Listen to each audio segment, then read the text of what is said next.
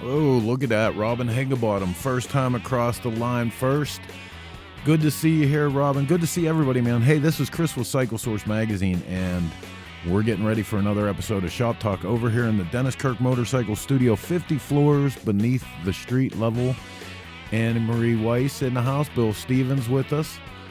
Good to see all you guys here. Hey, wherever you're watching from, whatever social media channel of the 15 we broadcast Shop Talk through every Sunday night at 9 p.m., make sure you tell us where you're watching from. We give you a little shout out while we're getting ready for this show. 3 minutes, 50 seconds until we go live with this one. That's just enough time for you guys to do a like and share. Make sure you set up your alerts so every Sunday when we go live with Shop Talk, you know America's favorite news and entertainment motorcycle program going live 9 p.m. on the East Coast. Write that down. Better yet, they just hit the little bell, set up an alert. It'll tell you. Gus is in the house. Bill Stevens, why are you not going to be in Daytona? Harry Bostard, Wall of Death rider, my brother out in California. What's up, buddy? Laga Vista, Texas. Tom Banks in the house. Tom, counting down the days until we hit the track for Sons of Speed in Daytona. Oh my God, Competition Distributing, launching an incredible team of riders. Absolutely can't wait for that. We'll be doing all the live stuff all around the track, all around Daytona. Jamie Roberts, Bucyrus, Missouri, where the men are men and the cows are afraid. Dennis Stauber, Big D in the house, Marengo, Illinois. All right, so listen, just 2.5 minutes. We're going live with this one. Time to get a cold drink, kick back, and relax. Get ready for Shop Talk. 2.5 minutes. Stick around.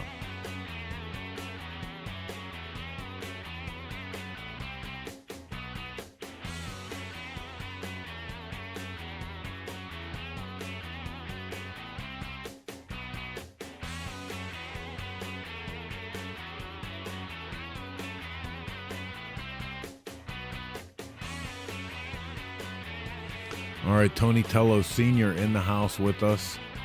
Tony and Nick. Steve Henderson, hey now. Greg White wishing he was going to be at the races this year. Dude, this is the one. New classes, the big twin class, the pea shooter class. 50-some riders fielding bikes this year at Sons of Speed. Jeff McKinney in the house with us. 5 Dirty Bikers, what's up? What's up? I hate to steal a line from the 5 Dirty Bikers, but fuck 5 Dirty Bikers. Radar's in the house with us. What's up, Radar? We're short time now, just 1.5 minutes. We're going live. So, if you've been watching all the EPA stuff, it's a mess. But the thing that's scary is what could come out of all of this. You know, that anytime the federal government offers you security in exchange for freedom, you can guarantee you're not going to get either one. So we're going to look into that a little bit here tonight. Professional Monkey with us. Let's do this. I agree. Mike Robb with us. Cocaine. Can't wait for Willie's. Damn straight. The best, the one, the only. Number one reason to go to Daytona. Willie's Chopper Show. Cam Edwards. What's up, buddy? Betty Lee. Good crowd tonight. Good crowd. You guys are filling up. Everybody must be interested in what's going on with the EPA. Unbelievable. Unbelievable. Did I mention to anybody yet that the EPA is a subversion of the Constitution based on the fact that they are not elected officials? Did I say that? We'll get to that in a minute. Just 45 seconds now. That's short time, and we've waited long enough. Sunday. Here we go with this week's installment of Shop Talk. Let's get this one out of the station and up on the tracks. Here we go.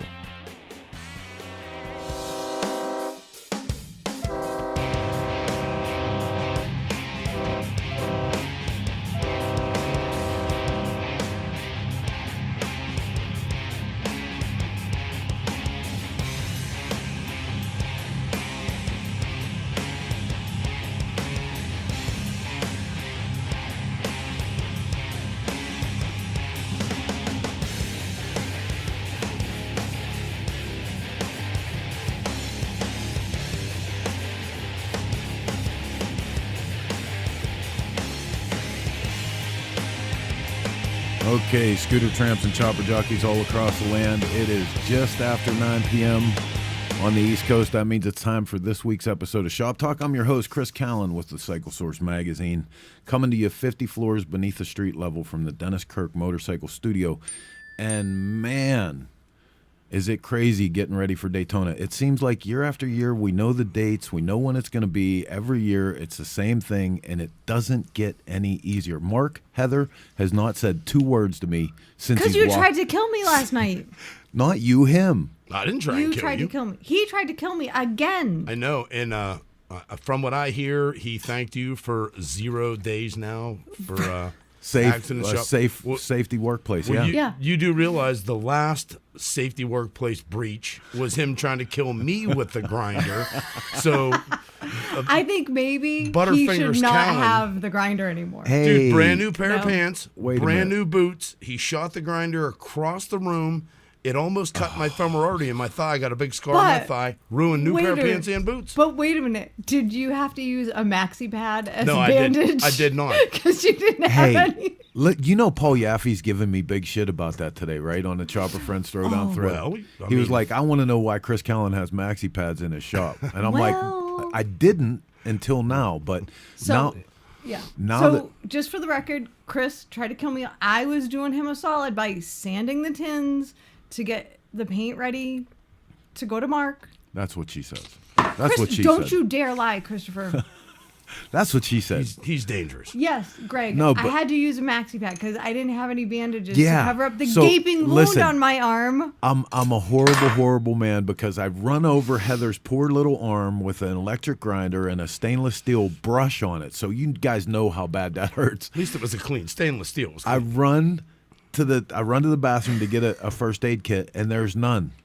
So I'm like, oh my God, well there's nothing in there but these maxi pads. And I grabbed one, wrapped it around her arm with some Neosporin. And I'm like, look, this is gonna have to do. I'll run to the store right now and I'll get you bandages. But then he says, while I'm at the store, go back and hit that with 120. That's why the maxi pad. I didn't want. Listen, you can't stop a deadline just because somebody got hurt. Yeah. Wrap it up so it doesn't get dirty. So just for the record, while he went to the store to get me bandages, I finished sanding the tank. And then I came back and I fixed it up. So I mean. Yeah, and then Did you ever notice there's always a because. See, but what then had he was happened trying so hard not to be mad because he had to stop to go to the store. Oh, and I was pissed. He was pissed. And I'm like, whatever. Didn't say a word. He's on his way back from your house several hours later, and he calls me. He's like, are you okay? Now, this is hours later. I'm like, yeah, why? He's like, because I never said I'm sorry. Yeah, it was I'm bad. like, I'm good. I'm good.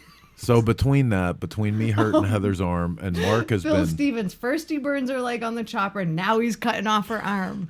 I think maybe I need to reduce my life insurance policy a little. Question on and up on it a little bit. I need to get in on this game. Right? I'm only in on Chris's. I need on Heather's too. So apparently. Between me hurting Heather's arm and the fact that Mark has been sanding parts for a week and a half straight now. If I sneeze and you see white dust, I do not have a cocaine habit. That's all I have to say.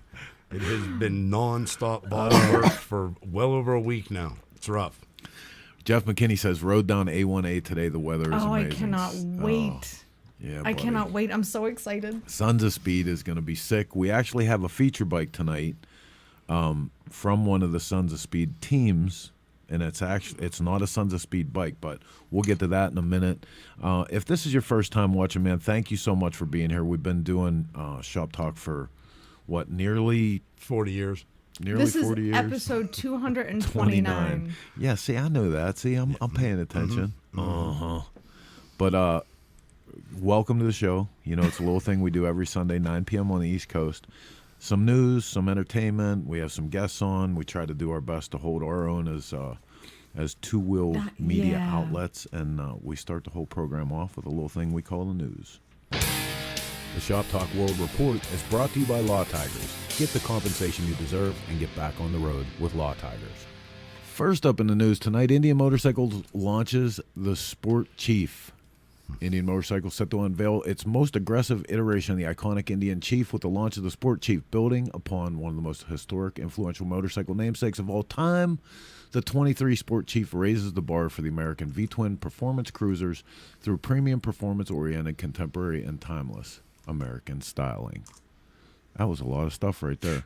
Yeah. Coming out of the box at 19 grand. $19,000. Mm-hmm. I will not take two. No. All right, next up in the news, 51 riders, 16 countries, and 6 manufacturers set to square off in Daytona 200. How about it? Yeah, buddy. Back in Daytona, baby.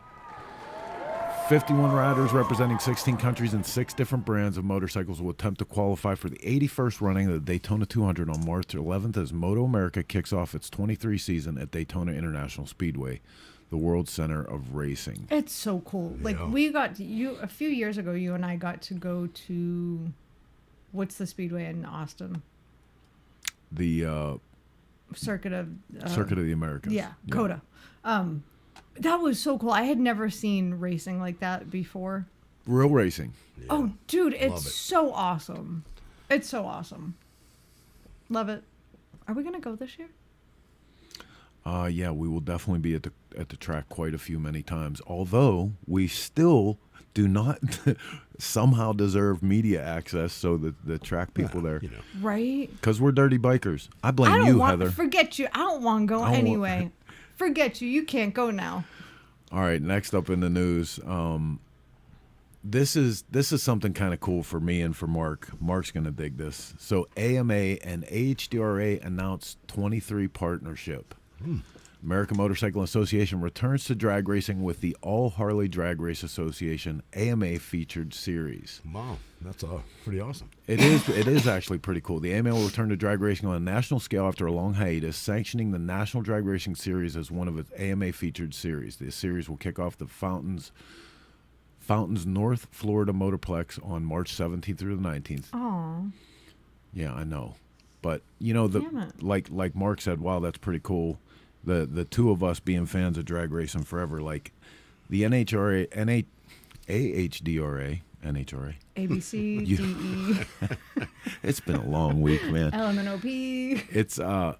It's cool to see the AMA actually get behind that. It's going to give horsepower to an organization that absolutely needs it. The support that the AHDRA should have had forever. That's awesome. All Harley drags again. All Harley street drags. Yeah, I'm a fan. That's very cool. That's where I cut my teeth, was right there. HDRA. I think I've discovered I'm pretty much a fan of any motorcycle racing. Yeah, I like racing. Pretty much. Which was proof when we had the dirt drags at Smokeout this year. I didn't get to see it. It was so good. You should watch the tape. Yeah, it was pretty effing awesome.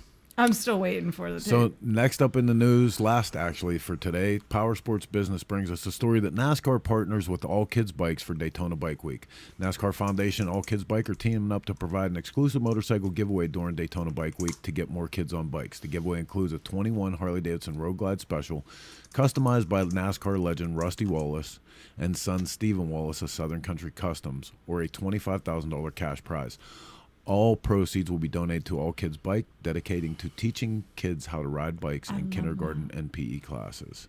Anytime there's a fundraiser to get kids on 2 wheels, I'm for it. No, absolutely. They've been doing a lot of good stuff for quite a while, and great that this is becoming a Daytona tradition. It seems like year after year, people are finding ways to get involved and push the needle a little further for them. So I have a question for you. Are you super excited to get to the guest tonight? I'm super excited. You have never, I'm going in pretty 229 episodes, you have never, first of all, I don't think you actually started a minute early, number one, especially considering the day we had. This number is important. 2, you have never gone through the news that fast. That was like, well, listen, anytime I get to throw shade on the EPA, I love it. I'm automatically opposed to the intervention from the federal government on most things. So, And anytime that we get to step up for motorcyclist rights, man, this is a hard business. You know, at the end of the day, it's a hard business. Advantage of. Yep. I have a feeling I'm not going to be able to keep up with the comments tonight because they're already just like, what, bam, Ba-boom. All right, man. So listen, we're going to take a look at a cool ass feature bike here real quick. On the other side, we're going to go straight to our guests. Remember, you're watching Shop Talk here on the Dennis Kirk Motorcycle Network. Don't go anywhere. We'll be right back. Out of Focus is brought to you by Garage Build. Submit your build, share your passion. Powered by Dennis Kirk.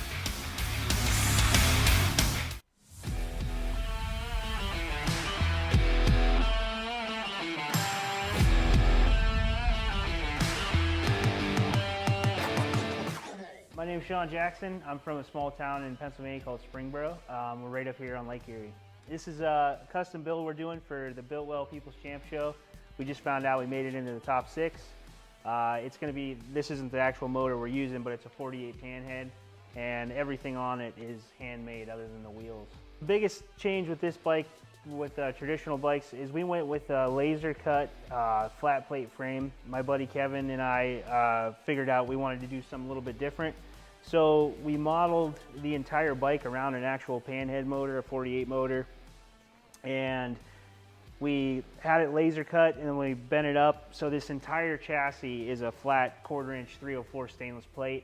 And then the front end is all 304 stainless as well. We went with a very non-traditional DAH style hill climber front end. It's all fabricated here in-house.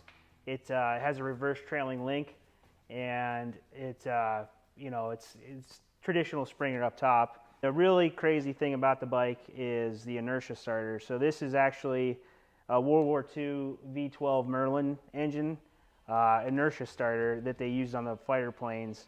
So when you wind this up, you'll have a plug in here. This isn't the actual one we're using. This is just an example, but the seat will flip up here, and then you'll plug this into the crank up top. And you wind this starter up to RPM, and all it is like a giant gear reduction system.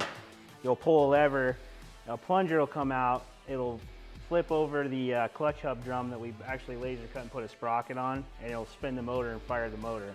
So that's going to be kind of like the focal point of the whole bike, other than it's obviously not a normal looking traditional style bike. So.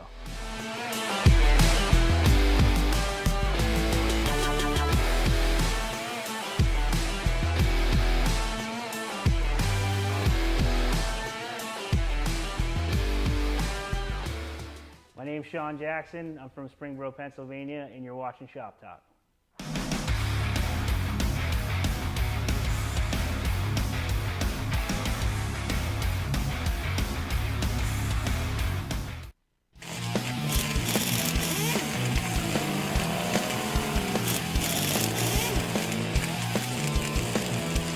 We're the Law Tigers, America's motorcycle lawyers. We understand the challenges riders face every day. As riders, we want to share the road and be seen by motorists. Remaining visible is critical to our safety and well-being. That's why we work tirelessly to promote motorcycle safety and awareness. We're proud to support our community that includes riders of all stripes. If you've been injured in a motorcycle accident, call 1-800-LAW-TIGERS or visit lawtigers.com. The Law Tigers, America's motorcycle lawyers. Everything we do at the track shapes what we build for the street and the dirt. You can see how bad these guys want it. A race to the line. For us, racing is not for the trophies or the glory. We compete because it makes everything we do faster, more durable, and tested to a higher standard. For S&S, racing is the ultimate in proven performance, and we've been proving it since 1958.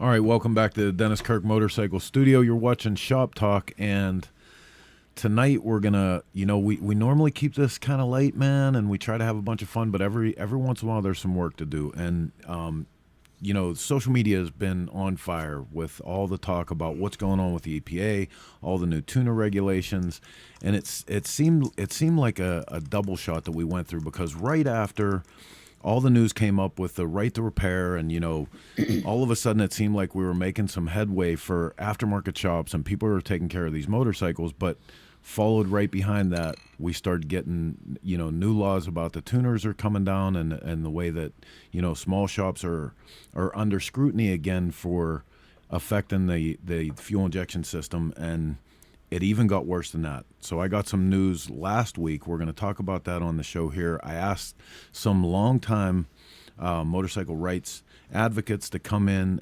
and sort through this with us, and a couple of our friends who are shop owners as well. And we're going to get into this right now and start talking some EPA language. So let's get to the line. Just Hanging Out in the Shop is brought to you by Spectro Oils. Made in the USA since 1966, the best oil on planet Earth. Okay, Jason Hallman, longtime known associate of the program, the magazine, everything. Cycle Stop USA in Florida, though, and between Florida and the shop that you've previously occupied in Detroit, you've been at it for quite a long time, and you and I have these conversations every morning where we start off by talking about the current events and what's going on. The show tonight came out of one of those conversations because let's first go through a little bit of a timeline. You started talking about when you found out, because it was actually quite by surprise that you found out that you weren't going to be able to get licenses for tuners anymore. Yeah, let me take my tinfoil hat off real quick. Okay, I've had this on a little bit too tight lately, according to my mother. So I'll just set this right over here. So a couple weeks ago, like 4 weeks ago, we use a tuner. Every shop has like their go-to tuner, right? Some shops that don't have dynos, it's usually an auto tuner like a Thunder Max or Power Vision, or even the one that we use a lot of is the Techno Research. And Techno Research has layers. We use Techno Research for diagnostics. They do a great job on the diagnostic system. It really will emulate the factory diagnostic system that you see inside the dealership that we no longer get our hands on. If you talk to guys that have been around the industry for a super long time, back in the day, if you knew a guy at a Harley store, you could get a Scanalyzer tool. Steve Broyles was one of the first guys I saw that had one of those. It was in an aftermarket shop. So as soon as I saw his, I had to get one too. And they had these little cartridges, and it was made by a company that did a lot of automotive stuff. And the one thing that everybody needs to understand is, if you look at the background of how we got to where we're at today, motorcycles in particular, Harley Davidsons are about 20 years behind the automotive industry. And I know that because before I was a professional in the motorcycle industry, I was a professional in the car industry in Detroit, and I worked for a tier 1 supplier that we did a lot of work with prototypes for Ford Motor Company. So I've seen, and back then there was this push for the automotive industry.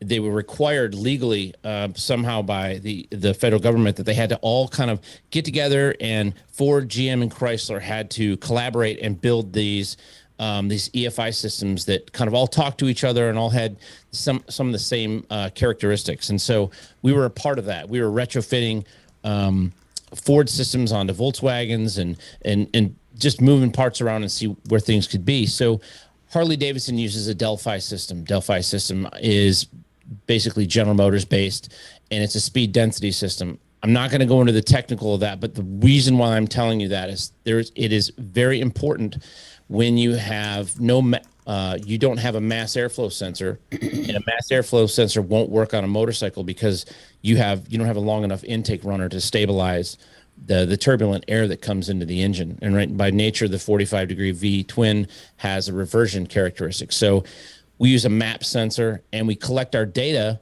using oxygen sensors. We're actually reading the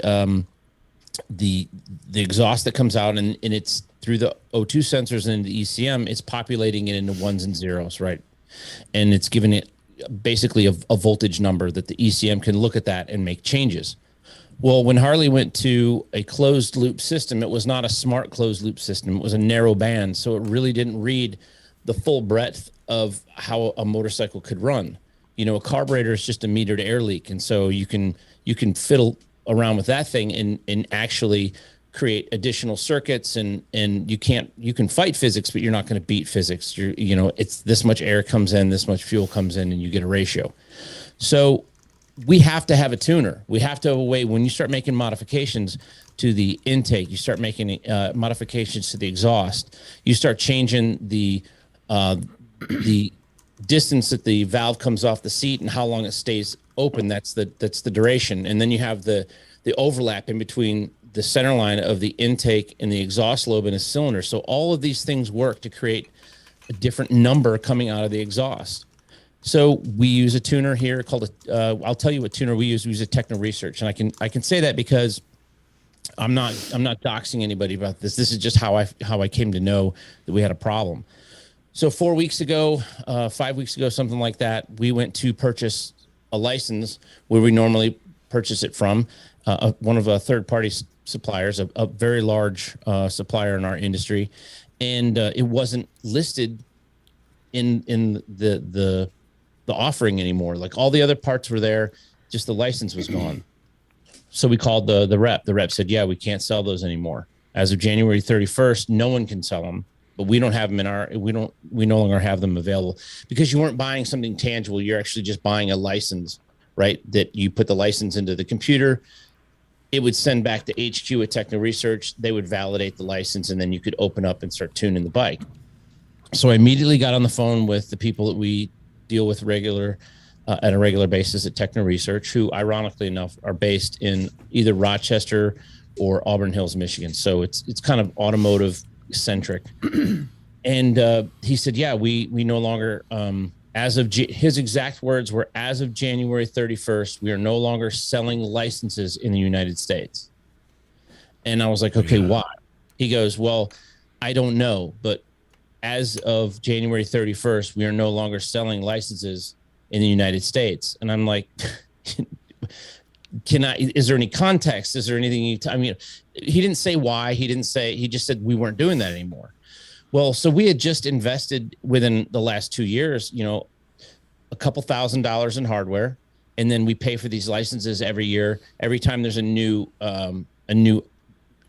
group of bikes come out every year annually, we're paying for the license to both diagnose and to be able to tune. Plus we're selling a tuning license that's $210. So it's a sizable amount of money when you stack that and you look at how valuable that tool is in our shop. So he wouldn't give me any information. And I believe I asked him to have somebody call me, or I sent an email. I can't remember exactly what it was, but somebody from Techno Research called me back like immediately and explained to me that in no uncertain terms, they were contacted by the EPA and they're no longer allowed to sell licenses in the United States of America. That they would still be selling, if you bought a license as of January 31st, they would still service that license for the lifetime, because when you buy that license, you own it for the lifetime.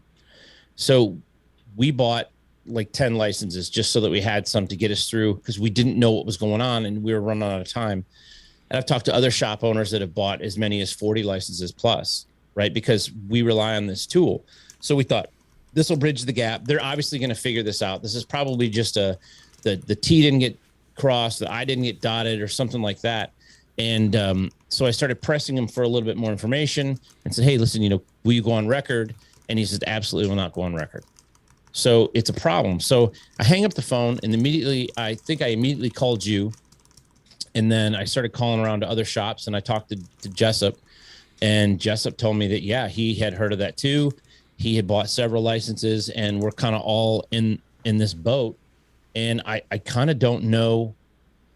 I don't know what to think of it. All I know is I've dealt with this since 1990 when we were doing the Mustang, the 5-liter stuff, and we were selling X pipes and H pipes, and we were taking the cats off the bike, or the cars rather, and cops knew to look under it with flashlights, and they started citing people. And then you have the conversation with other people that are in California, and I won't name any names, but there are people that literally have dynamometers in trailers, and they look for empty lots to dyno bikes in because they're going to get fined by California Air Research Board.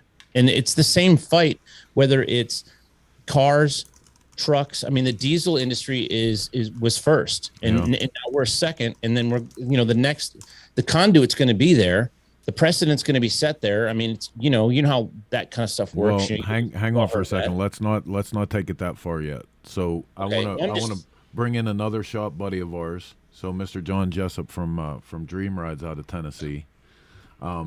Hey, John. So a lot of stuff going on here, and I mean the hard thing is, you know, when you consider that, like in the business of being a shop owner, the maintenance, repair, you know, people want to make their bikes better, everything, but what you have to deal with on a regular basis just to keep the doors open and keep a successful business, it's a lot to begin with. But then it seems like the responsibility of this, like it's coming downhill fast. You know what I mean? As far as who is actually liable at the end of the day, if there's going to be anything done with a tuner on a motorcycle. well, you know, my opinion, and I've been, you know, I have a shop in California as well, so we've had to really adjust our business model out there, and this is not new to us. Where, you know, the rest of the country is in shock. Well, this is something we've been dealing with for 5 or 6 years in California. You know, we can't even order a brand new carburetor in California. So, you know, you just have to adjust. You know, obviously we want to fight it, you know what I mean, and do our best to do so. But in my opinion, and this is just what I've seen, you know, EPA is going after the big fish, you know, and I'd like to think companies like Techno Research, S&S, you know, all the big names that we have way more resources than, you know, our small shops do. You know, hopefully they're fighting. Unfortunately, they're not willing to talk about it, you know, for whatever reason. You know, but I'd argue they have as much or more at stake in the game than we do. You know, it's all relative. I've got to feed my family, and, you know, they do as well. But, yeah, man, it's, I guess I'm not as shocked by this, because I've been dealing with it for a long time. But in business, we're going to have to pivot. That's all there is to it. You're going to have to shuck and jive and figure a way forward. Well, and, you know, again, from a street level, somebody that's hands-on with these motorcycles all the time, I mean, you can tell people better than anyone. You know, the simple truth is, when you get a stock motorcycle, the way that they have to tune those motorcycles to get them to pass everything as manufacturers, they just run like dog shit. You know, so the minute you do anything to improve that, there's no way, especially like it's not the same as when it was a carburetor, you know, that like a couple different jets, you find your happy spot with it. Like on the technology that's out there today, there's almost no way that you're going to do any of that without the benefit of tuning software. No, you have to have the software. You know, to get these bikes to run properly, it's quite a challenge. Takes a lot of skill and tuning. You know, it's not for the lay person in the garage. You know, you might get away with some pipes and air cleaner or a mild thing, but you do a full motor build, and you're talking, you know, hundreds of circuits that need to be, you know, tuned, not just 3. You know, so right. There's a big difference. So we need these tools in our shop to be able to make these bikes run the way we want them to. But we all know the EPA would argue that we shouldn't be modifying a vehicle with pollution control controlled devices on them. And Chris, to that point, even when we can prove better than anecdotally that we make the bike run cleaner, we make the bike run more efficiently, we make the bike use less fuel to do the same amount of work, and we can prove it because we've got wideband oxygen sensors in the exhaust, and there it shows you the stoichiometric air fuel ratio right there in black and white. Yeah. You know, S&S Cycle has a EPA testing cell. I just learned, I went to ThunderMax and did a bunch of training. Once we heard that there was, they're not going to sell direct link, I went over to ThunderMax and got some training. We're just trying to okay, if we can't do techno research, we got to be able to do something. Until we can't do that either, and I learned that a lot of these companies are trying to work with the EPA to figure out, okay, instead of just beating our head against the wall, how can we go ahead and figure this out so that we can provide a product to the customer and prove, like Jason said, that it works. You got to jump through their hoops. We've been dealing with this with the California Air Resources Board for a long time. They have to get that carb sticker with whether it's an air cleaner or a pipe or a cam.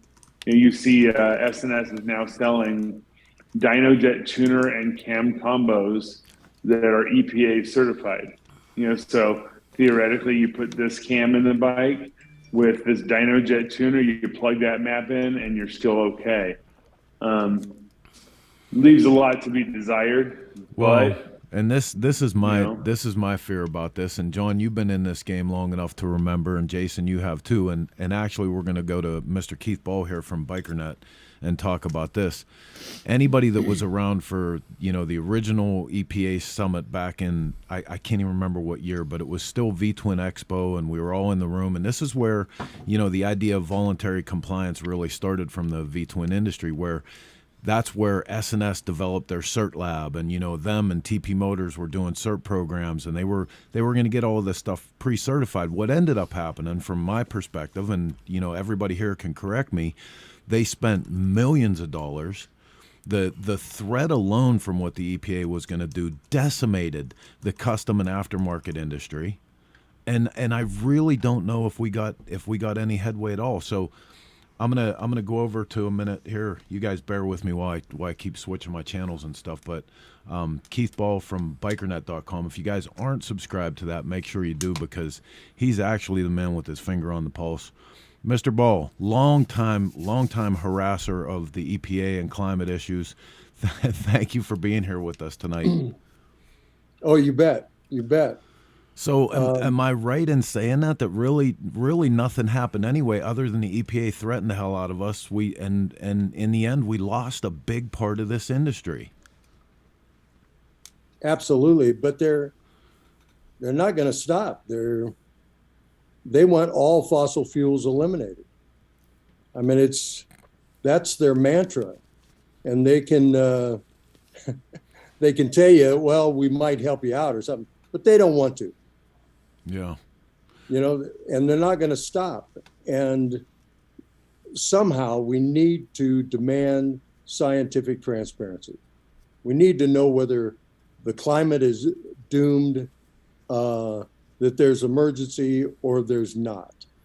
And until that happens, the doomsday sayers are just going to keep pounding the pavement, and until we're gone. And that's the shame. Now, it's not possible, but they don't care. And that's the shame of it all. They'll never let that happen. They profit from the other end of that. There's no way they're going to tell us that, that the emissions from a motorcycle is what's killing the ozone layer. That's never going to happen. We'll never see that in our lifetime, at least. And, this awareness has to fight back. But again, like you're saying, until you get to that point, how do you finally beat them at their own game? Because they're the ones calling the shots here. So, well, that's not entirely true. This last weekend, the CO2 Coalition, that's funded by Heartland, had a conference in Orlando, Florida, and I actually sent Rogue down to cover it. Now, that was a conference that SEMA should have had a representative at, Amen. the EMA should have had a representative at. Everybody involved in motorsports, motorcycle, should have had representatives there. Is this the right one? Let me pull this up real quick. CO2 Coalition. No, that's another group. They were there at the conference this weekend. This is funded by Heartland.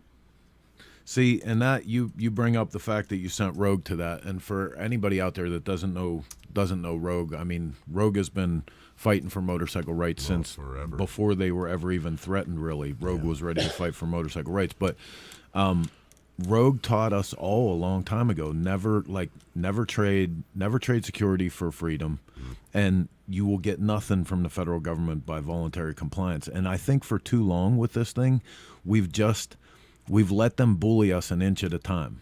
You know, and my fear, and we're all going to get into this discussion in a minute here, my fear, and I conveyed this to Jason, that the motorcycle thing is low-hanging fruit. There's less of us, there's less resources behind us, there's less of everything else. So doing what the federal government historically has been known to do when it comes to things like this is set a precedent with something that's easier for them to achieve.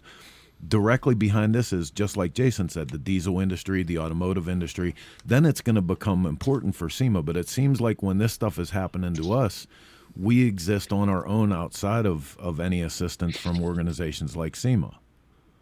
Not even assistance. How about just like allowing us to the table? Like we have the same, we have the same problem, and our solution is going to look very much the same. The solution to this problem is the same, whether you're a diesel whether you're an automotive guy. So when the solution is the same, it's like it's like the old adage, if the only tool you have is a hammer, then all of your problems have to be nails. But this looks the same and smells the same, but quacks like a duck and walks like a duck. It's a duck. I don't know. Like I said, I'm fundamentally against voluntary compliance. Another one of our guest speakers here tonight is Mr. Kirk Willard from the Motorcycle Riders Foundation. Kirk, thank you so much for being here. What can we do? Where do we stand with this, man? You guys have been fighting a lot of this stuff. You're on top of what the government is doing all the time. But what can we do? How can we start to push some resistance without making things worse on ourselves, but actually have an effect? Well, this goes back to color and chrome, right? This is when this first happened, early 2000s. It led to the summit that we all had at the V-Twin Expo. Of course, I spoke there. They started out with color and chrome. You can do anything you want to your motorcycle as long as it's changed the color into chrome. And we were successful doing a couple things. One, we built the coalition, right? So we got the V-Twin aftermarket industry awake, very involved, very active. We got SEMA on board. We got a couple state senators very on board. And then we built a small coalition of politicians in Washington, D.C. That just didn't feel this was fair. So we did a couple things. Besides the coalition, right, we went and got into the science, right? So we commissioned a study called the Motorcycle Riders Foundation commissioned a study with Dr. Vaughn called the Vaughn Study. And, we looked at what's the cost benefit of doing this, of hindering the industry, going after, finding DynoJet, going after S&S, finding shops, going after the big biker build-off TV show guys, and came down to the fact that economically it made no sense, and we could get to some reasonable politicians back in 2002, joined our fight, and we proved back then even that the motorcycles were contributing about 1/3 of an inch on a football field to the pollution, the total pollution of all motor vehicles. So you combine the draconian, almost end the industry measures, the color and chrome stuff, for a 1/3 of an inch on a football field is ridiculous. So we're very successful in, getting our once in a lifetime motorcycle exemption. Less than 10,000 bikes was tier 1 emissions. And if you were above 10,000, then you had to meet tier 2. And then we were able to carve out a piece of the industry that said, if you want to race or you want to build off-road motorcycles, that you could do that. And we were successful. We were left alone. The industry probably, I agree with you, Chris. The industry made a mistake, in my opinion, the aftermarket industry, when they all jumped on the S&S bandwagon. And that was, different leadership at the time, but they all went down the road of, let's certify these engines. Let's, get government certification. Let's get German TUV certification. And, we lost a lot of our horsepower when they did that. But, for about 20 years, till about 2019, things were pretty easy on us, other than what was going on with California Resources Board. But in 2019, the EPA came back alive and said, our top priority when it comes to motorcycles is, enforcement against high performance parts. So 3 things we can do. 1, we get the coalition back together, and we've been reaching out to the MIC and SEMA. Keith has been able to put me in contact with some of the current big hitters in the aftermarket industry. We'll get that group back together. We need to take a look at reigniting the Vaughan study, see if we can refresh that, see what the economic impact is to the industry, making sure that the pollution inventory is roughly the same as it was back then. And the third piece we have to as an industry support the RPM Act, right? The RPM Act is recognizing the Protection of Motorcycling Act. Basically, it says we can still make high performance parts. We can still have tuners for high performance parts, obviously for off-road, but that at least gives us an entry into the game to say we can still have these things. The EPA right now says you can't have them at all for any reason. We need the industry, motorcycle industry, AMA, MIC, everybody has got to jump in. SEMA, we've all got to jump in and make sure that the RPM Act goes through. That's our only chance to the future, is at least preserving some small piece of high performance. And then we can fight for, can we carve out an exemption like we did back in 2002? I don't know, but without that, we have no chance. So we'll have 35 state motorcycle rights organizations in Washington, D.C. for National Bikers Inside the Beltway Lobby Day. And that will be one of the 3 things that we'll be pushing is, trying to get sponsors and co-sponsors on the RPM Act. We really have to get that to fly. Well, man, listen, I really appreciate you being here tonight to add credibility to what we're doing, but I should start this off by saying thank you, because the work that you guys are constantly involved in, if you're out there and you're not a member of the Motorcycle Riders Foundation, you have to know that these guys protect motorcycle rights the way a motor builder goes at building a motor, down to the molecular level. They're constantly on it, constantly. I get your emails all the time about updates, about legislative efforts that might affect motorcycle rights, all the work that you're doing. So thank you so much for all of that to begin with. Thank you. So I'm going to bring you guys all as a group so we can just talk about this a little bit more. One of the things that happened this week when Jason and I were talking was the fact that we found out that in addition to not being able to get the tuners and everything, or the tuner licenses and everything that was going on with that, there are actually technicians within the companies, and we're not going to state any of the companies' names, but technicians within the companies that are getting cease and desist letters now from the EPA threatening personal citations of up to $1 million. I mean, this is really, it's almost like an economic terrorism. You know what I mean? Because who's gonna RICO? Who's there? You go. There you go. This is. But they're trying to ban ICE engines, and I think 2 states, Virginia tried to repeal it, and it wasn't successful. California has created a ban on ICE engines. I mean, we won't have anything to repair if it's up to them. My point is that we need to get back to what's causing all this. And it's the climate emergency movement in this country. I went to the National Motorist Association and I said, why don't you guys address this? They actually told me that they were afraid that they would take so much heat and some of their board members would breathe down their necks. They wouldn't step up. And we have to step up. because the science is really on our side.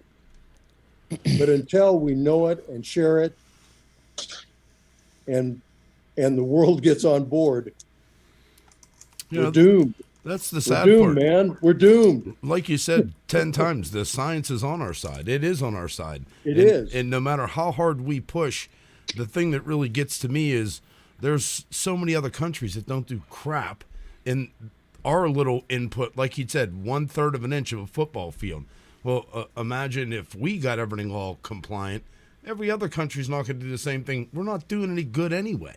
Mark, they said to me at Techno Research that they're still selling them outside of the United States. Yeah, funny. Right. So as somebody who has worked in this industry for 20 years, I've come to know that, if something says TUV, I know what that is. And I believe, Keith, you had mentioned that, or maybe it was Kirk that had mentioned you mentioned the TUV certification, and that meant that it's, they have very stringent standards in Europe of what can be on the road, whether it be tires, for instance, our Department of Transportation, like the lack of standardized qualifying tests or whatever, like on tires, our Department of Transportation, there's almost no regulation when it comes to tires. But in Europe, you have to have, a tire that is TUV approved for the EU to be on, they've got the road in Germany. I can't remember what it's called right now. My brain's kind of in another Autobahn. The Autobahn, right? So, but they're still selling these tuners and these tuner licenses elsewhere, like Canada, the UK, Australia. You can still buy them. You just can't buy them. That's my thing. A lot of this climate stuff and EPA, the control that the EPA has over this, like it really becomes an issue of a handicapping of the American economy, the American worker, small business in America. It reaches a lot further because, like you said, dude, the stuff is still, if it's still happening in other parts of the world, it's still going to have those same effects. What good's all our hard work doing? We're not going to stop it. So, yeah, no, it's ridiculous that we would try to stand here and say, or that they would try to say that it's just a us problem, and it's not a us problem. If it's really a problem, if the environment is a problem, these bikes aren't even part of it. They're not even they're not even a thumbnail worth of problem. The key is exactly what you said. Is it a problem? And if it's not a problem, the world needs to know about it. Yeah, they need to let it go if it's not a problem. And in the comments up here a little bit ago, Steve Broyles came on and said, where is the... Oh, the cruise ships. Yeah. The cruise ships. One cruise ship makes enough pollution, the same amount of pollution as 100,000 cars. Yep. But how many cruise ships are going out of just our country on a daily basis? Oh, jeez. A lot. Thousands, I bet. Right, exactly. Yeah. Yeah, the one difference though is the cruise industry is big money. They're not going to start they're not going to start a fight like this there. Yeah. No. Yeah. No. It's ridiculous. And the cruises are all ultimately registered. they will. Kurt, what do you think? Well, I mean, we're under attack. There's no doubt about it. Some of our European countries are once partners are rolling over and embracing the electric vehicles. That doesn't help us on the world stage. We're not the largest consumer in the world of motorcycling. So when other states and countries, go the electric route. I mean, if you want one, go buy one, but I don't. So Right. I still want it to be a choice. That what we are really facing is, let's say, forget society in general. If there's 10 million motorcyclists and there's 300,000 active, whether they're, coalition and confederation members, club members, state motorcyclist rights members, MRF, Motorcycle Riders Foundation members, and there are only 3% of us, we're going to fail, right? We have to do better in getting the other 97% of the motorcyclists engaged in caring about this. I've been spending the last 3 months running around the United States in every seminar that I can talk in and talk about the future of motorcycling is 2035 if we don't wake up and do something about it. We might be able to carve out some exemptions for parade bikes and some of those things. But, in Europe, there's been an end of life directive that they're dealing with. And that says when your bike hits a certain age, a certain mileage, or maybe doesn't pass some inspection, arbitrary at best, you confiscate that motorcycle and all the parts that go with it. So this is real. I mean, not having motorcycles in our life other than show bikes and parade bikes in, a decade, a little over a decade from now is real. We've got to start screaming at from the mountaintop that this is real. In California, they have seen this long before us. But there's 10 or 12 states right now that are considering putting a date on the calendar. No more combustion engine vehicles can be sold after X day. And it's in the mid 2030s, 2035, 2038. But 10 or 12 states now have jumped on that, are praying at the altar of alternative energy. And if it's 10 or 12 today, is it going to be 2025 and a year from now?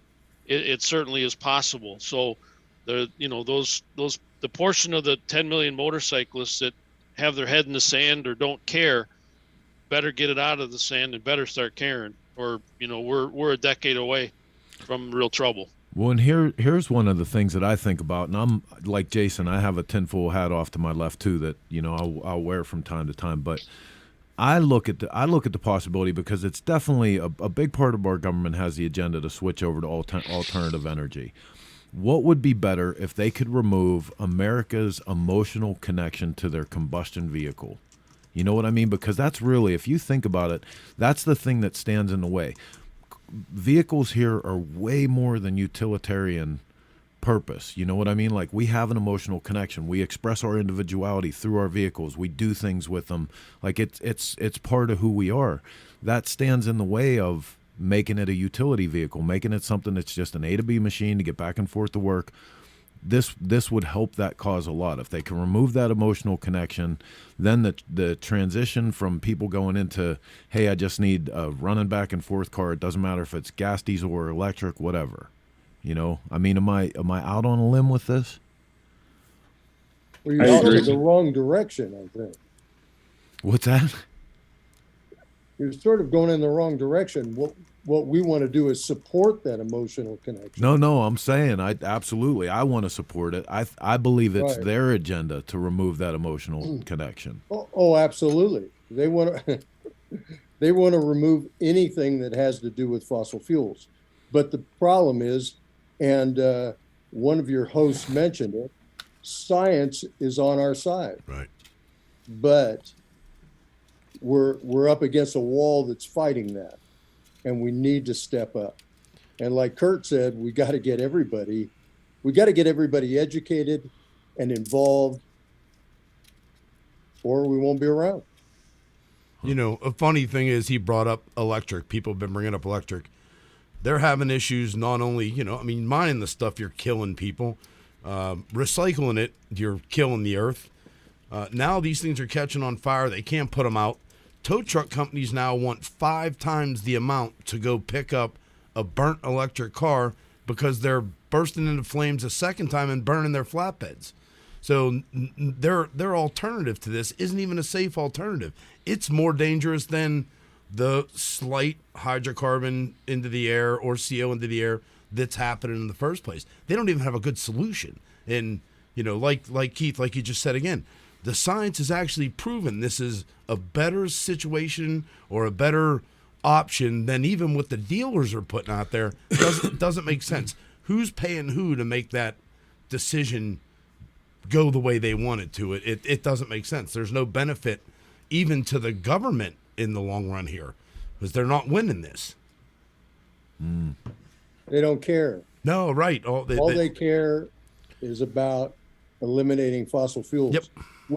Which means ridiculous. I mean, you wouldn't have a cell phone if you didn't have fossil fuels. Right. You're never going to get rid of the fossil fuels. No, never happen. You're going to have airplanes. Those are all. I'm not getting in an electric airplane. I won't drive an electric car. You're going to have diesel powered trains to move things across the country. Not people necessarily. The people movers can be electric, but then you have like the cruise ships and then the ships that go back and forth. I mean, it's you can get into the politics of it all you want, but if you draw the circle of where they're going, you're still going to have your 65 Mustang that you can cruise on Saturdays with a special license plate. The gas is going to be $25 a gallon, and you're going to have to go through some arbitrary inspection, like Kirk said, but you can have that. But a day-to-day basis, they want to completely neuter everything that we're about. And I think Chris is right. I think they're trying to create the disconnect. They're trying to, if you repeat a lie enough times, it becomes a truth. I mean, we've seen that in history over and over and over again. It's a crock, man. It is the cobalt mining and the slave labor that goes into it. I mean, we can talk about it all night, but it's preposterous that you want to fix the problem, plant more trees. Yeah. Well, Honestly, and again, they say to fire up a windmill takes fossil fuel. You need a motor to fire that thing up. You can't climb up that thing and spin it with your hand. So you're right. You're never going to eliminate fossil fuel. It's never going to happen. Petroleum is in our food. It's in the headphones that we're wearing. It's in our cell phone. It's in our shoes, our clothing, everything. When you start looking at what's made out of oil, it's ridiculous. It's not going anywhere. So Kirk, I'm sorry. Kirk, how do we tell us about Motorcycle Riders Foundation? How we help fight this? How we get involved? I'm embarrassed to say this is the first time I've ever heard of it, and I've been doing this for 20 years. Agreed. So how do we learn more about that, and how do we spread that message? Well, two ways. I mean, we'd appreciate if everybody would join the Motorcycle Riders Foundation, but that's not necessary, right? You can go to our website, www.mrf.org, and sign up for the alerts. Off to the left-hand side, you can sign up for the alerts. We don't share that list with anybody. It's on our own server, and you'll get an alert that says, hey, we have a call to action. We want to, have people from all around the United States or maybe specific states send letters to congressmen or to the EPA or to whoever. But that's the best step of all. Sign up for our press releases, our news alerts, and basically our call to actions. And when you see one, fill it out. It takes about 30 to 45 seconds of your life to, sign your name, add one sentence to why you care, hit the send button, and away you go. And we can track that. And when we walk into a Congress Critter's office and say, we know for a fact that you got 2,000 letters from your constituents, this is an issue. That's how we get them to sign letters of inquiry to the EPA or to NHTSA or whoever we're battling with it today. But so again, to answer your question, we'd love to have you join the Motorcycle Riders Foundation. We'll lead you to the state motorcycles rights organization in your state. But if nothing else, go onto our website, sign up, and get our alerts. And when you see a call to action, take action. Oh, absolutely. That was I put the link up for everybody so that you have an opportunity to follow that through. But it's right on their site under alerts. You can subscribe, and you saw a little bit of the stuff that I was scrolling through right there. Like I said, these cats are on top of it. They're involved. They're super active in this, and they're letting us know all the time what's going on so that nothing slips through in the middle of the night. It's definitely, show your support. Add your name to the list to make sure that when they go to talk to our elected officials, it has more impact. Make sure you're part of this stuff. John, I have a question for you. And this has to do with the fact that I believe, like I said earlier, I don't believe in voluntary compliance when it comes to the federal government or any of their minions.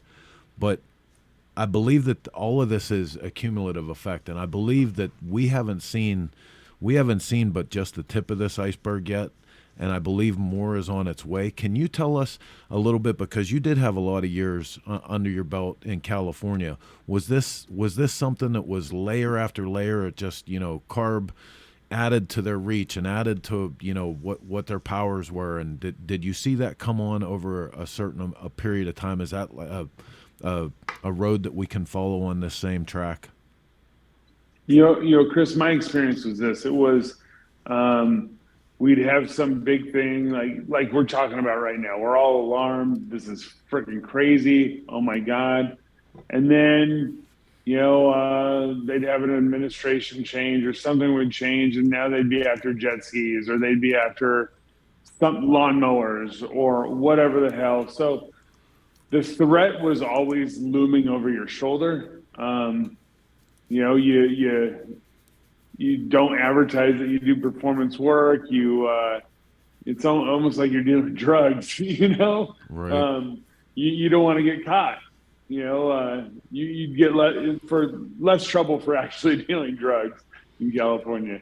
So, man, I wish I had some insight other than, when I was doing that in California, we were still able to get parts, right? Because the rest of they're made for the rest of the world, the rest of the country, but if the manufacturers can't make parts anymore, that's a pretty scary thing. That just shuts off the supply. There's nothing we can do, or most of us. I'm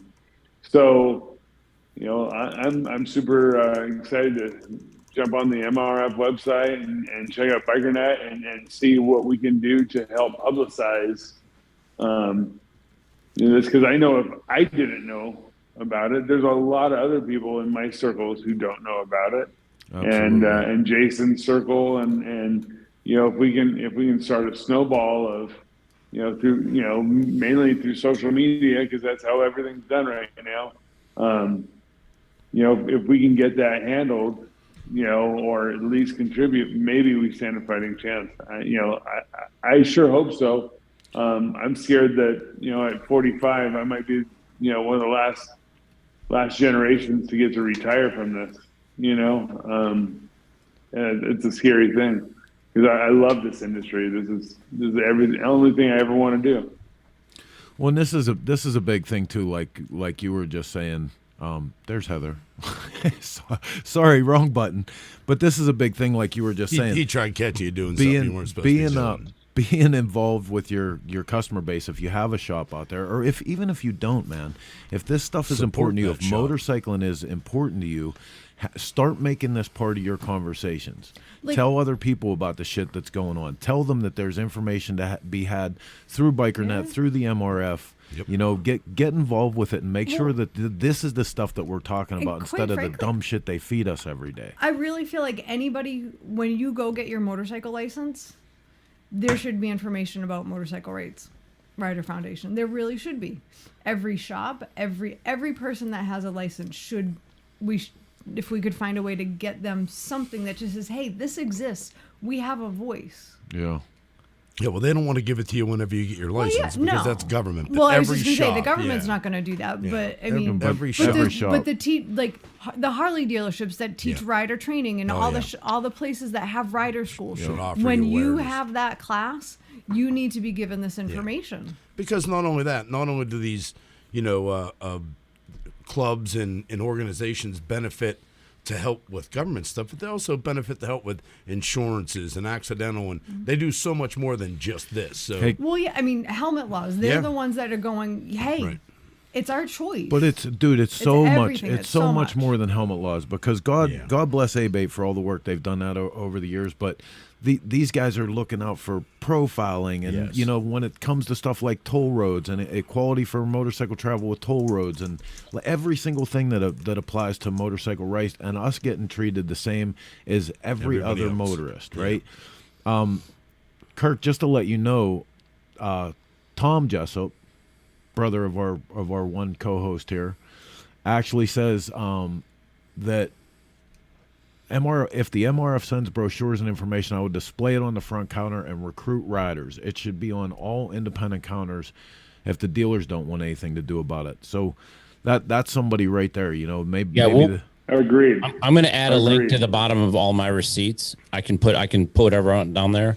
I'll just put a link to the .org site. I'm on there right now. I just signed up for I'm like John. I'm like, I feel like an idiot because I didn't know about it, but if you don't know, you don't know, Hey, and those Dyno guys are with us here. Matt saying hi to everybody. So a lot of people watching tonight and looking for this information. So hopefully this is not the last time that we're going to be that we're going to be talking about this stuff, and hopefully we can bring you some more up-to-date news about it, and possibly the news about some results, because boy, it's crazy. You get enough people beating on those doors, like Keith had said earlier, and even Kirk had said, it's numbers, massive numbers. You go at squeaky wheel gets the grease, Mark, right? Yeah.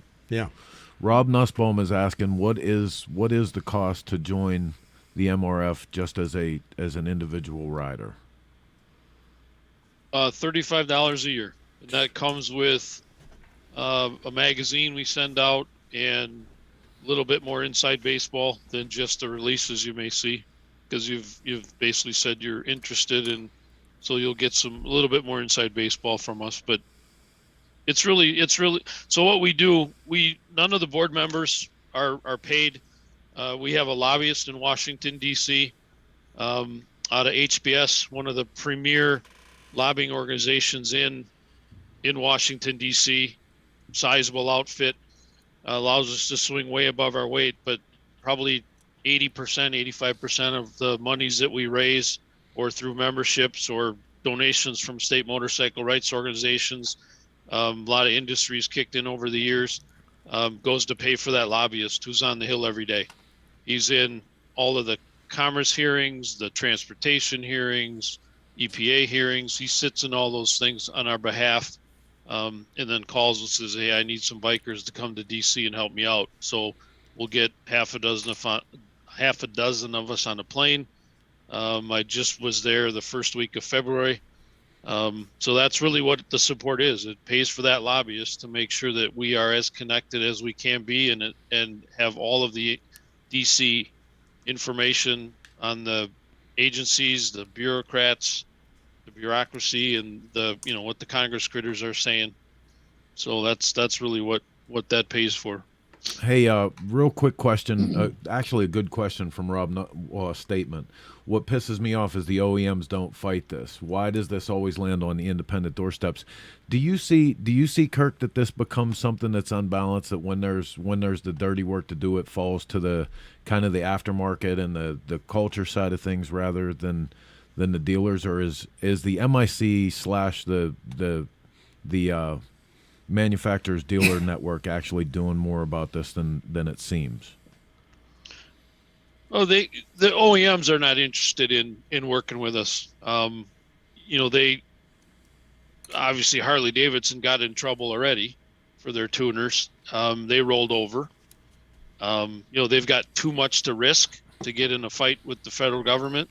Tariffs and taxes, and of course they're fighting for and free money from them to do more electrical vehicles. Yeah, they want the rebate on the electrical motorcycles, etc. So the OEMs have never joined this fight. The aftermarket comes and goes, right? When the V-twin industry, the Expo was going, and Easy Riders was hot on the button. American Iron Magazine was all over it. We had quite a few of the big names in the aftermarket industry engaged, and coming to DC, helping us, certainly offering position papers. We went to some of their emission labs and learned.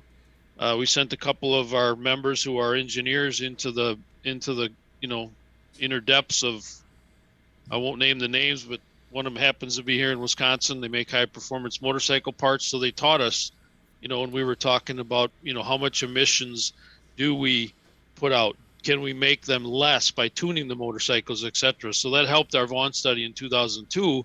But that's waned, right? When the industry fell a little bit on hard times, and the biker build-offs and all the choppers and everybody that wanted one had one, and they went back to their Corvettes and boats or wherever they went. They're trying to survive, right? Our opinion from the Motorcycle Riders Foundation was, everybody was fighting to survive and didn't have a lot of time or extra money to throw in with us. So, I would suggest now is that time, right? It's time to get that back going. And, Keith was incredibly instrumental in putting that together for us. And we've had several conversations here in the last few weeks about how would we do that again? Who's left, who's involved, who wants to get back at it. So we're going to take a swing at it here. Well, the dealerships have to meet a specific criteria just to offer the vehicle or the bike or whatever out in the first place. And, I guess, like Rob said, it's fallen on the small shop more than the big company, but figure the big company's trying to meet their criteria, and then, like you said, wanting to get that money, wanting to get everything. And the little guy that's fighting it, you'd figure the dealership would want to help them, or at least the OEM, at least the manufacturers would want to help the little guy. Not a chance. Yeah, exactly. Never. That's the sad part. Harley Davidson has left for the last 50 years. Yeah, figure Harley Davidson has left all of the R&D. It's like the iPhone. They just release the next version of the iPhone half done and then figure it out, right? Yeah. Harley Davidson is not a motorcycle company. They're a T-shirt company. Exactly. That sells unfinished motorcycles. Right.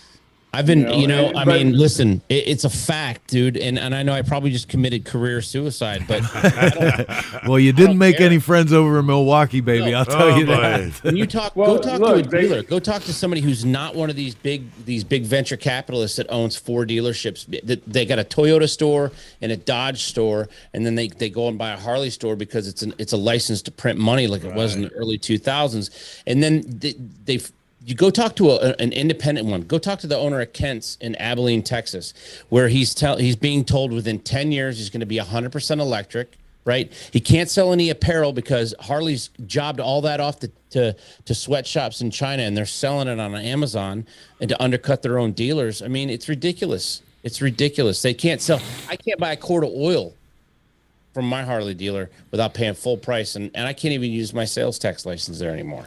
I have the letter, and I've scanned the letter, and it's preposterous. It's ridiculous.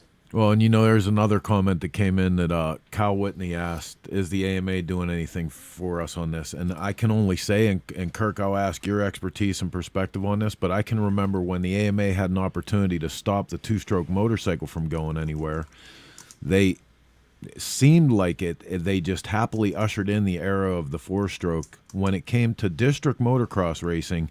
And if people don't understand that, like, where motorcycle enthusiasm actually starts, a lot of it is responsible at the AMA district motocross level. That is where fathers, blue-collar fathers, take their kids and introduce them to motorcycling, by and large. You know what I mean? In that one move for the AMA not putting the brakes on for the transition from 2-stroke to 4-stroke, you took a sport where a father could take his kid out to a racetrack at a local race, and if the top end went bad, for about $60, you could fix a top end at the side of the track, and they made that into a $2,000 proposition because the fixing a top end on a 4-stroke, very much different, and it was all surrounded about this EPA shit at the same time. But Kirk, is the AMA actually on any of this right now that you know of? They are. So when it comes to the RPM Act, they're working their side of the street just as hard as we are. But keep in mind, right, the Motorcycle Riders Foundation, we represent independent riders, we represent independent shops. We've had an aftermarket industry within the MRF for a long time. AMA has, half of their board is made up of motorcycle OEMs. So they have a fine line to walk. They've got a great government relations staff. I get along very well with them. But when it comes to how hard they can fight and how openly they can fight, they have to walk a very fine line that, we being independent, we can do whatever we want, say whatever we want, sometimes to our own detriment, as I heard earlier. But, we're independent. We have an independent voice, and we don't survive on corporate money. We don't survive on racing industry and TV and all those things. So again, their government relations department is great. I get along with them well, but they're towing that fine line with OEMs and radio money and big government money, of course. Sounds like they have an agenda. That's disheartening. I'd like to make one suggestion. There's a website called the Climate Depot. It's run by a guy named Mark Morano, and he fights for us every day. Everybody should share that website with different people, and it just has some amazing information on it about that the science is really in our favor. CO2 is not a pollutant. We need feeds CO2. Trees, creates photosynthesis. Is this the right one here, Keith? So, pardon me? Is this the right page here? I'll put the link up for everybody. Yes, that's it. Did you just say photosynthesis? I did. You ought to smack I yourself did. right in the mouth. That's what CO2 Everybody, does. everybody It right helps. now is Googling that. Now wait a minute. You I need to two, convalesce, Mark. you two settle down. Let Mr. Ball finish us. So Sorry. tell us more about the Climate Depot. Well, the Climate Depot covers every aspect of the doomsday attack on us. They cover all the players. Mark's written a couple of books about it. It's just an amazing website, and it kind of gets information from everyone. It gets information from Heartland, from the CO2 Coalition, from all the players.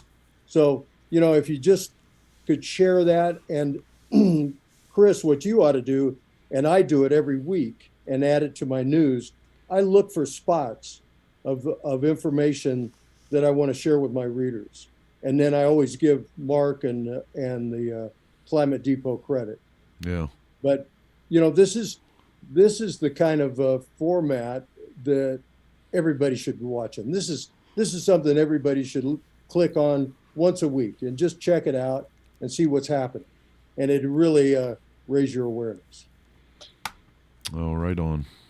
I can't say how much I appreciate for you guys all taking the time to be here tonight and get the ball rolling on this. I will mention to you, Kirk, I know there's a group of guys getting together with Bob K at the head. They're actually going to have their first meeting. It's a new coordination of small aftermarket shops that are trying to get together. And John, you were in on the first meeting with this, but they're going to be meeting in Daytona. I'm going to give you information about that. This might be a good thing, sort of an association between all of this and them. So I'll definitely bring it up to them. We're going to do a little bit more, like here at Cycle Source and on Shop Talk. I want to do a little bit more to keep us and our viewers on track with this. And, is it possible to have Kirk on like regular intervals just to give us an update and just raise more awareness about the MRF? I mean, we do this a lot, 4 times a month. Yeah. Yeah. What do you think, Kirk? You want to, like, maybe every other month just come on for a 5-minute legislative update and tell people where we're at? Would you have time to do that? I would. Awesome, man. Awesome. And yeah, like I said, if nothing else, way to put somebody right on the spot. Yeah, like you don't have enough to do already. He's in a. Well, if it helps raise yeah, awareness it about makes the sense. MRF and drive membership, that's just a bigger voice and more resources that they can take to Washington for us. I just realized. Show everybody your T-shirt. It's a Wonder Bread or something? Oh, how she's so awesome. That is awesome. I was going to ask her earlier, but I thought it's a little too heavy of a conversation. So she comes to me like my wife got a cricket some time ago, and she starts making T-shirts and all this stuff, and she comes to me and she says, "Look at my Wonder Bread T-shirt I made." And she said I was going to put classic white on it, like the label says. And she said I thought maybe I shouldn't put that part. You made me these on her cricket last year. Yes, I did. I All love right, my man. cricket. Well, listen, fellas, again, thank you so much. We're going to put all of your websites links up. I'm definitely looking for more on this. The more that we can pass, even if you guys get little clips of stuff, we'll push it out on our social media. We'll push it out through our blog and stuff too. But again, thank you so much for being here with us. Thank you for having us, Chris. This is I appreciate it. Thanks very much. All right, man. We're not doomed. No, say it, Keith. That's right. Yeah, we're not doomed. God damn it! It's a giant cowspiracy. And in all reality, that coming from somebody like you that has this history that sees that we're not doomed is probably a big push for those of us that this matters to. I mean, obviously, you see how this, you've watched this climate up and down, how the roller coaster of this industry for a really long time. And I know, with being with Chris through this a lot, for somebody like you to say that we're not doomed, we have a fighting chance means start fighting, give it a shot. Amen. Absolutely. Yeah. Amen. Absolutely. And I still Can want never give up. And I still want your desk. Yeah, I want the desk too. Dude, Damn it. like one of my favorite things all these years we've been going places. Oh, yeah. Going desk, to your shop. That desk is iconic. Walking through that office, like, so jealous. I'm still jealous. That was like, what, Yep. 5 years ago? Yep. All right, guys. Well, thanks again, and we'll be talking to all of you real soon. You guys Have a good night. Have a good night. Okay, man. Hey, you're watching Shop Talk here on the Dennis Kirk Motorcycle Studio Network. We're going to take a look. We all got to go out. Even Mark came with us. We got to go. I know, it's amazing. We Mark. got to go to Cycle Showcase, so we're going to go. And he didn't turn into a pumpkin. We're going to go on location. I gave it my best shot. Don't go anywhere. After Cycle Showcase, we're going to come back and do some more with you. You're watching Shop Talk.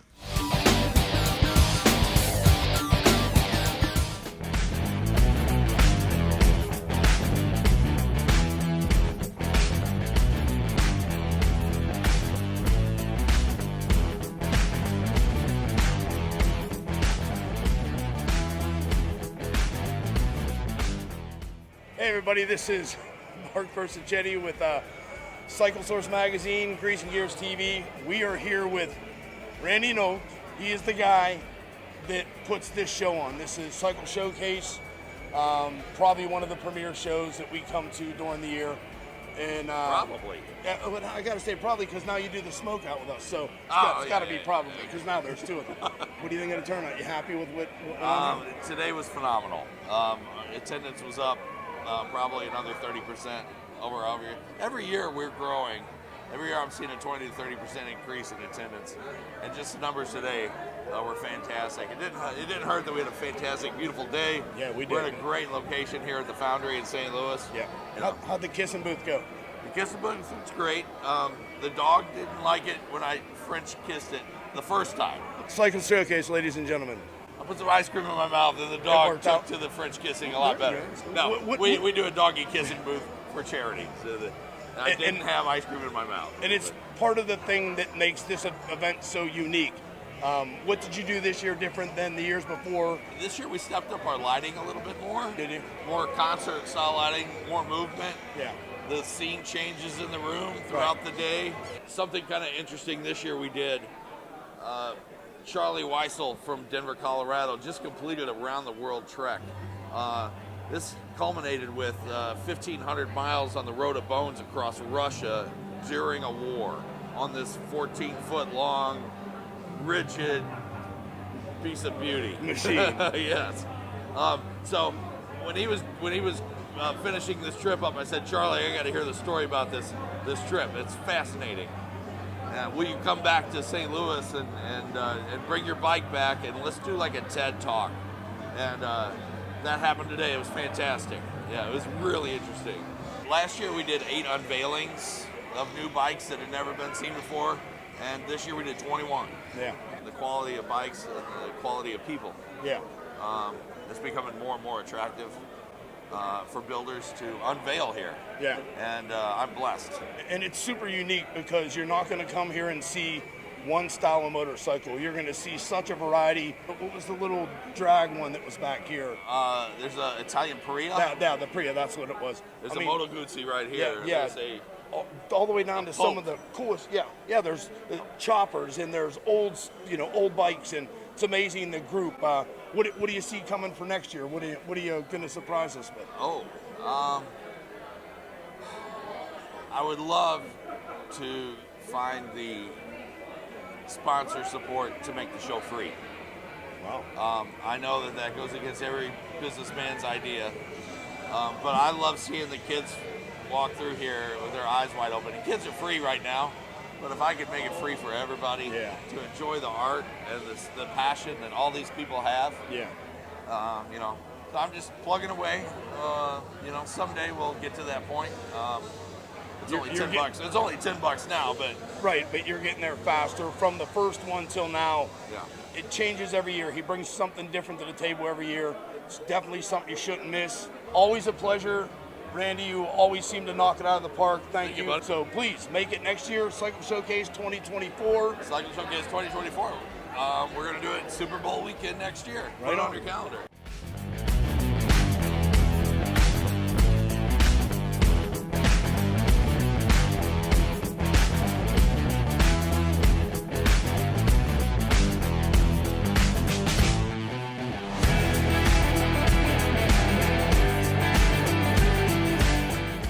Hey, this is Reynold Nolch with Cycle Showcase STL, and you're watching Shop Talk.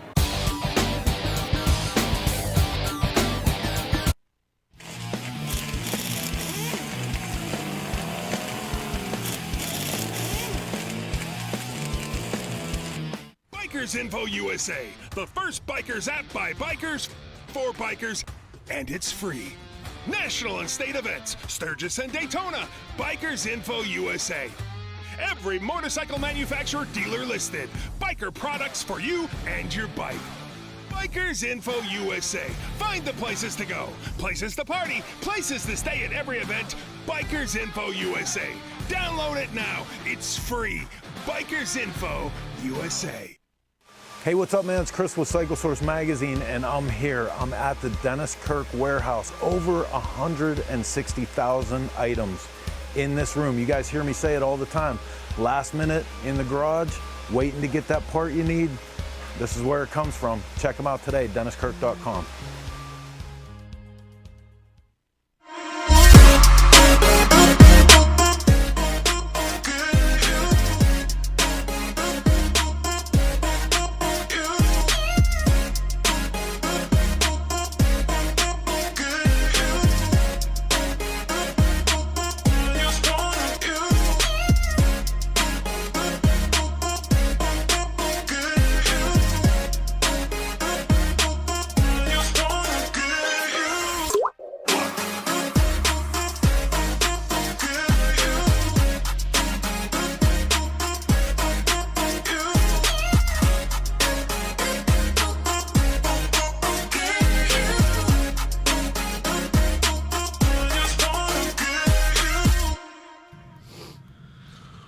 Welcome back to the Dennis Kirk studio. Shop Talk rolling on into the 120-minute mark here pretty soon. But good news is, I've been informed, Mark. Thanks for your support, your blatant abuse and use of the flannel. You are now an official member of the Flannel Mafia, according to Rob Nussbaum. You're in, buddy. You're in. I thought at this point I was one of the founding members. I don't even know what the hell's going on right now. I'm a little confused. Oh, poor Mark. So listen, great show. Do what we said. Get out. Support the MRF. Make sure you're checking out BikerNet for all of this. Make sure you're supporting your local motorcycle shop, because these bastards are making a hard time harder for these guys. And if we can bring you more information out, we're going to. But if you want to keep it, you got to support it. Yeah, that's right. If you're into performance in your bike, you might want to step it up. Yep. But right now, lovely. What's the time for, Heather? Is it the events? Oh, events, sweet events. The Shop Talk events calendar is brought to you by the Bikers Info app, the Everything Bikers app, all in one place, everything you need, and it's free. Is it a biker info app? Are you sure it's a biker info app? Next weekend, next Saturday, Sons of Speed, Saturday, March 4th. Races start at noon. Tickets are still available. VIP is sold out. We're going to be there. Chris is racing. Wait. Radar says, I wish somebody would have told me that bikerinfo.com was not a dating app before I sent those pictures. God, I love our viewers. Yep. So yeah, next Saturday we'll be there. Chris is racing. It's going to be awesome. He's racing two bikes. He's racing for CompD Racing, Competition Distributing. He's racing their brandy new spanking pea shooter. And he's racing a 45 with a Roadside Marty. Flat broke. I'm just excited I get to hang with Mr. Davis. What? Following Sons of Speed on Sunday, Warren Lane's True Grit Chopper and Antique Gathering at the Broken Spoke Saloon. That's Sunday, March 5th. It doesn't cost you anything. Just go hang out. It's a great time. Good selection of bikes typically show up. I think we'll be there too. Yes, we will. Yeah, that's always a great show. Sunday, same day, Hardcore Cycles Performance Show at Destination Daytona, 12 noon. So if power is your thing, be there. We're going to be there too. Robin Higginbottom, this one's for you. Can I get an amen? Ooh. Yay. Tuesday, our custom bike show at the Broken Spoke. We've done this for a good number of years now. 400 years. Yeah, I'm not even sure how many, but there's like 32 trophies. I'm going to give a shout out to Machinist Steve, who's doing our trophies for. I called him last week. I'm like, hey, can you bail me out again? He's like, yeah. So he does a great job. So thank you, Machinist Steve, for doing those. But that's Tuesday. Registration starts at 11. Awards are at 4. We hope to see you there. Wednesday, March 8th, again at the Broken Spoke Saloon, the Perowitz Paint Show. I think we'll be there too. Yep. Good. Oh, happy birthday, Dave Perowitz. Yes. That's right. Today is Dave's birthday. Happy birthday. Oh, we'll see. give you a big Why didn't squeeze we next have? week. Why didn't we have a birthday song queued? Well, we'd probably get tagged from YouTube for using copywritten birthday material. So that's a thought. Anyway, happy birthday, DP. We love you. We'll see you next week. And yeah, next week. After the Dave Perowitz Paint Show is the world's strongest biker competition at the Broken Spoke. It's a good time. You can pick things up and put them down and throw things and all sorts of good toxic stuff. masculinity At its finest. Thursday, March 9th, Chopper Time, world's greatest chopper show. All the proceeds go to the Veteran Support Fund, $20 to enter your bike. You really should be there. It's a great time. Everybody and their brothers there. If you're not, you're under a rock somewhere. The energy in that parking lot is second to none. I know. I hear Professional Monkey's going to have his chopper there. Yeah, buddy. Awesome. He's getting ready to fire it tomorrow. Yay. Friday, Amateur Bike Show, Garage Build Bike Show, where they celebrate the home garage builder. If you're a pro, you can come. You just can't show. No cost to enter at the Broken Spoke. We'll be there too. Wow, we're gonna be a lot of places. The Prowl Motorcycle Show, Bisbee, Arizona, March 18th, 2023. I think you can find out more information at the Prowl Motorcycle Show on Instagram.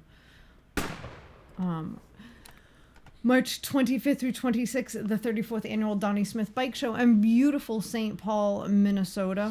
Very much looking forward to spending a weekend up there. Hey, look, I'm gonna put this out here. So, we are looking for a small number of garage builders to display in the garage build corral at the Donnie Smith Show. There's only a few spots, so I'm gonna put this out there now. You can email us, email Heather at cyclesourcemain@comcast.net with a picture of your motorcycle, and if you're willing to come and put your bike in the show. If you put your bike in the show, you get tickets to the show. Yeah, it doesn't cost you anything. But it's a good we're looking time. for a small number. We want good stories. We need a picture of your bike and a picture of your garage so we can see like we're putting this nice display together for garage build at the Donnie Smith Show. And just send us a picture of your bike. I want to see the garage too, man. Don't ruin this for me. So anyway, listen, we're I like looking for unlike weld porn, I'm in garage porn. Quick, somebody grab that website. Garage porn. Yeah, right. I bet you it already exists, Yeah, and I'm not it probably looking does, it up. and not in a great way. Yeah, it'll be ugly. I'm not Googling that one. Texas Fandango in beautiful Fredericksburg, Texas. I really wish we could go to that. We need to clone ourselves. We're gonna have somebody there for us, though. But it's not going to be me. I know. Hey, we missed one. Which one? What? Oh, maybe you. Oh, I might have put it in after. Anyway, sorry. Texas Fandango, March 31st through April 2nd at the Fredericksburg County Fairgrounds. It's a great time.